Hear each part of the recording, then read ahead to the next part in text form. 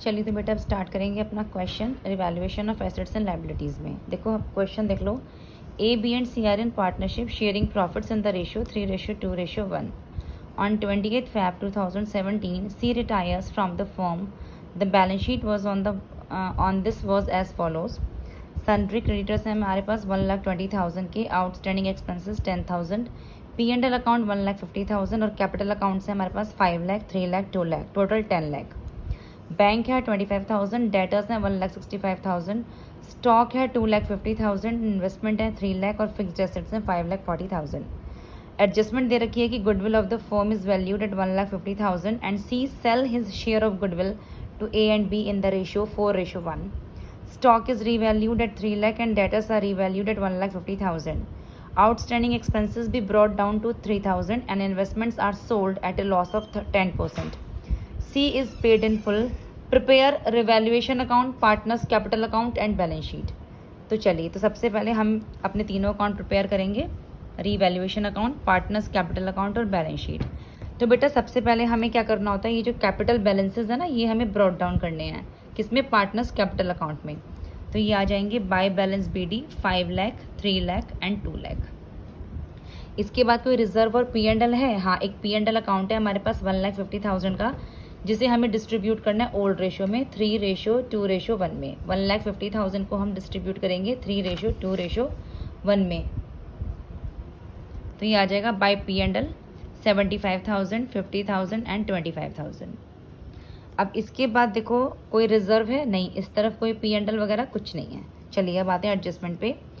ये कह रहा है कि गुडविल ऑफ द फर्म है 1,50,000 की और सी ने अपना गुडविल का शेयर सेल कर दिया, यानी बेच दिया है। किसको? ए और बी को। किस रेशो में? 4:1। देखो जब भी कोई अपना पार्ट बेचता है ना, तो जिसको पेमेंट करनी है, पेमेंट किसको करनी है? ए और बी को उसके पार्ट की पेमेंट करनी है, क्योंकि उसने बेचा है, ये खरीद रहे हैं तो ये पैसा देंगे। तो जिसको पैसा देना है वो तो डेबिट होता है और जिसको पैसा मिलेगा वो क्रेडिट होता है। यहाँ ए और बी को पैसा देना है तो वो डेबिट होंगे और सी को पैसा मिलेगा वो क्रेडिट होगा। तो गुडविल फर्म की है 1,50,000 और सी का शेयर आ जाएगा उसमें 1/6 से। तो देखो 1,50,000 की गुडविल है, 1/6 से 25,000 उसका सी का शेयर आ जाएगा।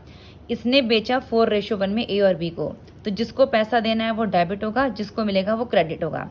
25,000 की गुडविल थी, ए और बी को 20,000 और 5,000 रुपये देने हैं। ठीक है, तो अब देखो पार्टनर्स कैपिटल अकाउंट में 2C 25,000 आ जाएगा, ये सॉरी 2C 20,000 ए का और 5,000 बी का, और इधर बाय ए और बी में देखो बाय एस कैपिटल और बाय बीस कैपिटल 20,000 5,000। ये वाली एंट्री ये जो आ जाएगा ए और बी में सी के लिए बाय एस कैपिटल बाय बीस कैपिटल 20,000 एंड 5,000, और इधर आ जाएगा 2C 20,000 एंड 5,000। तो ये जो गुडविल का शेयर है, ये जो बेचा है उसने, तो ए और बी पेमेंट करेंगे तो वो डेबिट होंगे और जिसको पैसा मिलेगा वो क्रेडिट होगा। ठीक है बेटा। अब इसके बाद देखो, और stock is revalued at 3 lakh. Stock जो है वो रीवैल्यू होके 3 लाख का हो गया। पहले कितने का था? 2,50,000 का, अब 3 लाख का हो गया। तो यानी कि 50,000 से स्टॉक की वैल्यू हमारी बढ़ गई है। तो ये आ जाएगा हमारा बाय स्टॉक रिवैल्यूएशन में 50,000। इसके बाद है debtors are revalued at 1,50,000। Debtors revalue होके 1,50,000 के हो गए, जबकि डेटर कितने के थे? 1,65,000 के थे। तो ये 15,000 रुपये से कम हो गए डेटर्स। तो ये हमारे रिवैल्यूएशन अकाउंट में 2 डेटर्स 15,000 आ जाएंगे। अब इसके बाद देखो outstanding expenses be brought down to 3,000। Outstanding expenses को ब्रॉट डाउन करके कितना लेके आए हैं? 3,000 ब्रॉट डाउन किया आउटस्टैंडिंग एक्सपेंसेस को, यानी कि पहले कितने थे? 10,000 थे, 3,000 उनको ब्रॉट डाउन किया गया। तो कितना हो गया उनका आउटस्टैंडिंग एक्सपेंसेस? तो ये आ जाएंगे बाय आउटस्टैंडिंग एक्सपेंसेस 7,000, जो कि 3,000 से वो कम हो गए। तो कितना हो गया? 7,000। अब देखो investments are sold at a loss of 10%। Investment कितने पर सोल्ड किए गए? 10% लॉस पे। टोटल इन्वेस्टमेंट कितने के थे? टोटल इन्वेस्टमेंट 3 लाख के थे। अब 10% अगर 3 लाख का निकाला जाए तो 30,000 आता है, यानी इन्वेस्टमेंट पे 30,000 का लॉस हो गया। तो ये तो इधर आ जाएगा टू इन्वेस्टमेंट 30,000। और कितने पर सेल हुए?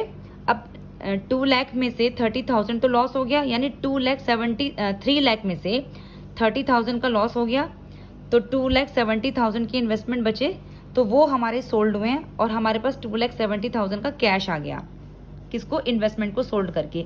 तो ये बैलेंस शीट में बैंक अकाउंट में 2,70,000 प्लस हो जाएंगे। दोबारा समझ लो कि इन्वेस्टमेंट सोल्ड हुए हैं 10% लॉस पे और इन्वेस्टमेंट 3 लाख के थे, तो अगर हम इसका 10% निकालते हैं तो 30,000 हमारा लॉस आ रहा है, तो ये टू इन्वेस्टमेंट 30,000 तो ये लॉस में आ गया। अब 3 लाख में से 30,000 अगर हम माइनस कर देते हैं लॉस का, तो 2,70,000 पे इन्वेस्टमेंट सोल्ड हुए हैं, यानी 2,70,000 पैसा आया है, तो जो कि बैलेंस शीट में बैंक अकाउंट में प्लस हो जाएगा 2,70,000। अब नेक्स्ट देख लो, सी इज पेड इन फुल, यानी सी का फुल एंड फाइनल पेमेंट कर दिया गया। ठीक है बेटा, चलिए अब 1 बाय 1 क्लोज करते हैं। सबसे पहले रीवैल्यूएशन अकाउंट, तो by stock by outstanding expenses, तो 57,000 हो जाएगा। इसमें से डेटर्स और इन्वेस्टमेंट माइनस करेंगे तो 12,000 का प्रॉफिट ऑन रिवैल्यूएशन आ रहा है, जो कि हमें डिस्ट्रीब्यूट करना है 3:2:1 में। तो ये आ जाएगा 6,000, 4,000, 2,000। इस प्रॉफिट ऑन रिवैल्यूएशन को हमें पार्टनर्स कैपिटल अकाउंट में ट्रांसफर करना है बाय रिवैल्यूएशन अकाउंट 6,000, 4,000 एंड 2,000। ठीक है, ये यहाँ से हमने यहाँ ट्रांसफर किया। अब इसके बाद क्वेश्चन में उसने बोला है कि जो सी है उसका पेमेंट कैसा कर दिया गया है।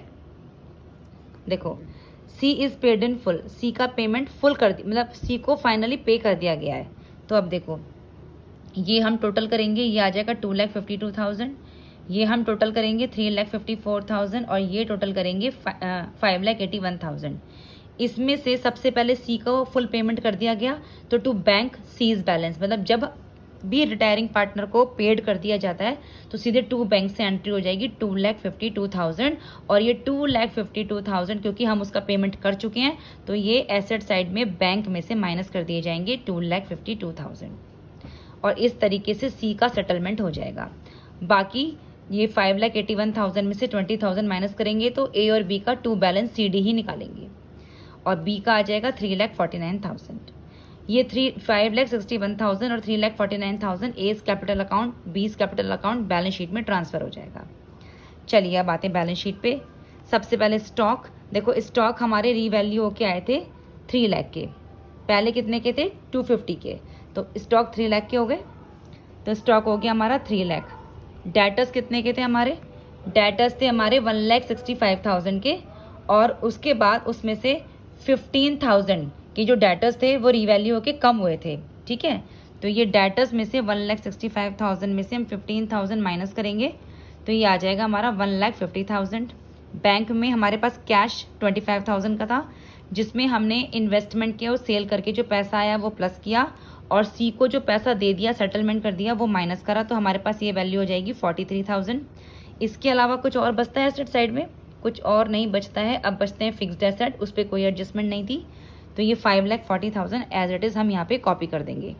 चलिए अब लायबिलिटी साइड में आ जाते हैं। आउटस्टैंड, सबसे पहले है हमारा ये सन्ड्री क्रेडिटर्स 1,20,000, सन्ड्री क्रेडिटर्स 1,20,000, इस पर कोई भी एडजस्टमेंट नहीं थी, तो ये हम एज इट इज़ कॉपी करेंगे। सन्ड्री क्रेडिटर्स 1,20,000, कैपिटल बैलेंस हमने ऑलरेडी ऊपर से कॉपी कर लिया है।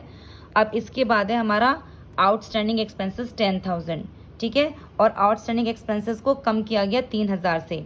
ठीक है, तो 10,000 और कितने का था, हो गया था आउटस्टैंडिंग एक्सपेंसेस 7,000 का, तो ये माइनस करेंगे 7,000 तो वैल्यू आ जाएगी 3,000, यानी आउटस्टैंडिंग एक्सपेंसेस हमारे कितने हो गए, ब्रॉड डाउन करके सिर्फ 3,000 हो गए, यानी कि 7,000 कम किए गए। तो 10,000 में से 7,000 माइनस करेंगे तो 3,000 के हमारे आउटस्टैंडिंग एक्सपेंसेस आ जाएंगे। अब हम बैलेंस शीट का टोटल करेंगे तो ये हो जाएगा 10,33,000, 10,33,000।